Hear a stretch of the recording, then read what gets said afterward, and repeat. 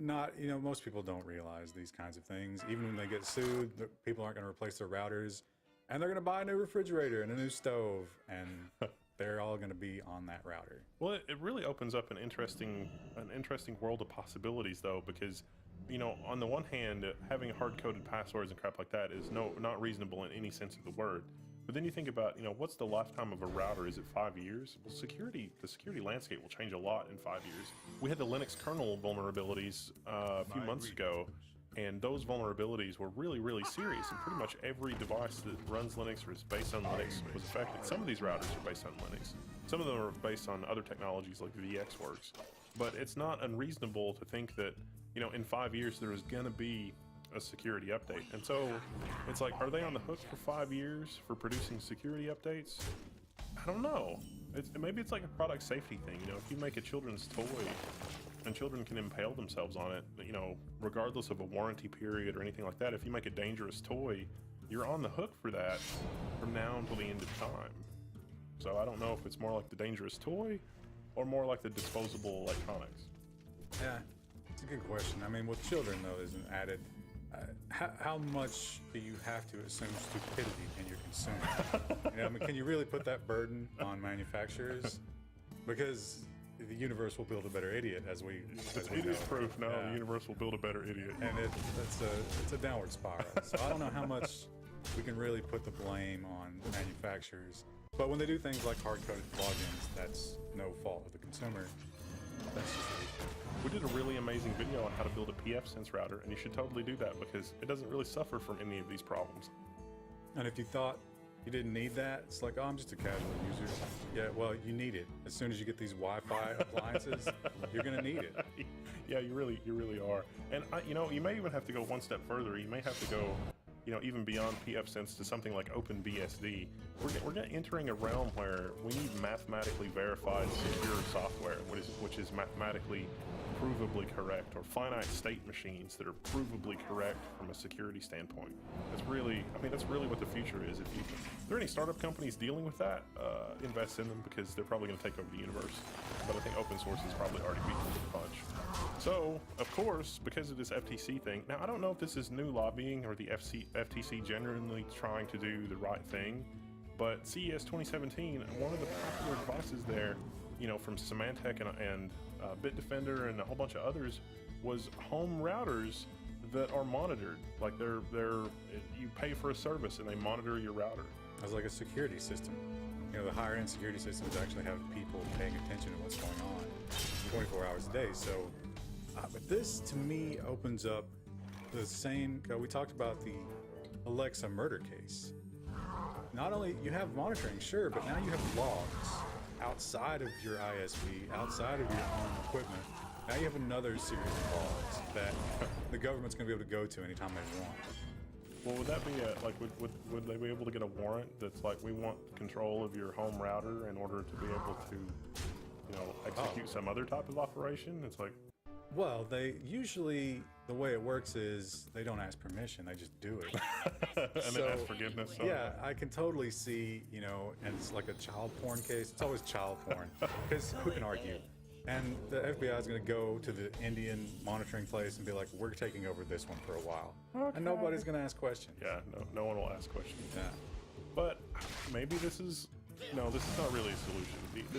This is fixing a problem that should not really exist in the first place with another problem that has its own set of problems. So it's good, you run this kind of thing in the enterprise. Like, you see this kind of thing in commercial companies, and it's just one layer of like the security onion. Like, you have a whole bunch of layers. But if you try to market this for a home user that is apathetic at best and dangerously incompetent at worst, I really don't see how this could work out for the home user. I really don't see the value for this kind of service. I may be wrong, but I can see this. One way that this is going to be used is when you buy a home that comes with appliances, they're just going to sell you. They're going to tack it on the price of the home. And people are going to buy it and just, like it's going to be like satellite radio in cars. It's there when you buy it. So, okay, maybe I'll pay for it. Does that mean it can be spied? It can be used to spy on you if you don't use it? That was a ruling in one of the like the OnStars, like the the criminal did not have the OnStar service, and so the judge was like, well, you aren't depriving the guy of his OnStar service, so you can totally use that for spying. And it's like, what? I must protect the wild. Could be, yeah. It seems like a very silly solution for a problem that shouldn't exist in the first place. I mean, come on. Switching gears, literally, well, let's talk about biomechanical gears made out of gel. This is a tiny, tiny little, I guess you call this a nanobot, but More than meets the eye. it's, you know, there's no hard edges. It's a squishy thing. It's not made of metal or anything. And because inside your body, those things, you know, sharp edges, that's bad. That's bad. So they've come up with a squishy nanobot. And the purpose of this one is to distribute drugs. So, you know, like those time release capsules that keeps you from smashing them up and snorting them. Yeah. Which doesn't seem to work. This thing is just going to be inside of you, slowly releasing drugs over a period of time. It's they've done some experiments with chemotherapy and mice. So they did super targeted chemotherapy, I guess, with this, so that this thing would only release in the target area because they can control it from outside the body. And super targeted chemotherapy was effective. It damaged less cells where they were not targeting versus like normal chemotherapy, which kills damn near everything. And that's encouraging for, like, you know, oncologists, I'm sure. But we thought this was an interesting article we thought we would share. Switching gears yet again, Bitcoin is back in the news. Things are getting weird with that whole Coinbase IRS legal case that we mentioned a couple episodes ago. There's one of the lawyers, there's a lawyer that's a user of Coinbase. And so he was swept up in that warrant. And so he filed a thing that said, hey, I object to the IRS doing this, like blanket collecting a whole bunch of anonymous users of Bitcoin from Coinbase. And so the IRS said, oh, since you've identified yourself, we don't really care about you anymore. We just want the people that have not identified themselves as a user of Bitcoin. Yeah, so he had a pretty good argument about how that should not be allowed, but the way he presented it was, I am part of this, and here's why you can't do this to me. So their response was, okay, we're not doing it to you. But we're still doing it to everybody else. So you can opt out by identifying yourself as a Bitcoin user? Well, no, you have to file suit. Oh Lord, this is you know, I honestly wouldn't have a problem with this if there had been anything done about, you know, any of like the HSBC money laundering or any of the mortgage crisis or that guy in Florida with the gold or any like the New York Stock Exchange fraud, you know, any of this income tax evasion, any of this income tax fraud. If any of that had gotten any traction whatsoever, maybe, but you know, a bunch of high school kids using Bitcoin, if that's really what the IRS has to go after at this point, America is an empire in downward spiral, I guess. I don't know. It seems crazy. To me, this is kind of obvious. It's not an attack on Bitcoin users. It's an attack on Bitcoin itself. They don't want an alternative currency. That's it. You do not compete with the U.S. dollar. That's not allowed.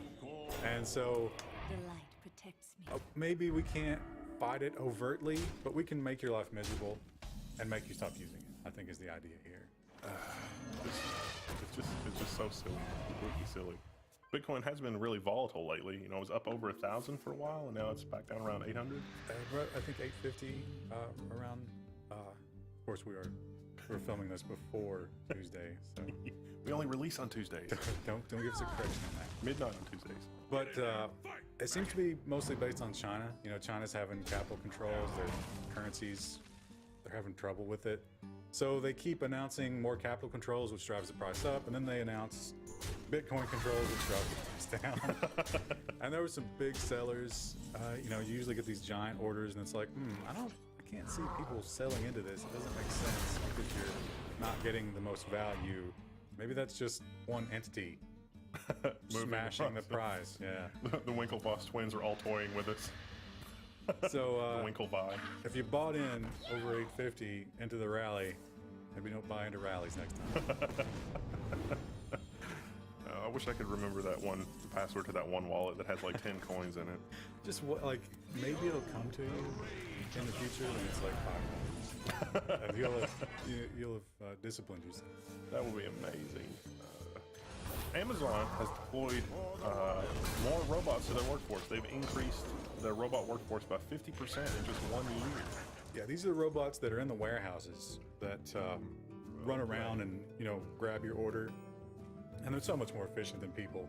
They can lift more, they're more reliable, they don't take breaks, and Amazon is loving that, and so they just keep expanding the robot workforce. And of course, this is directly destroying jobs. Yeah, well, they're on like the 5th or 6th generation, and I actually saw some of these in operation in person, and it was mind-blowing because it was like a square shelf with roller wheels on the bottom, and the little thing would unroll a lift and lift up the whole shelf, but it would go and it would load its own shelves with a bunch of different products. So it could go, you know, in the warehouse and say, okay, I've got these 12 orders that I need to fill with these 5 products.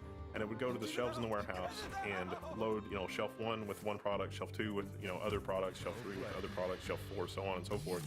And in the warehouse, products are grouped together algorithmically to maximize how many products per shelf you get. So you can even get 2 and 3, 4 products per shelf. So it would put the thing together, and then it goes into like this little queue, and there's people that like interface with the robot and like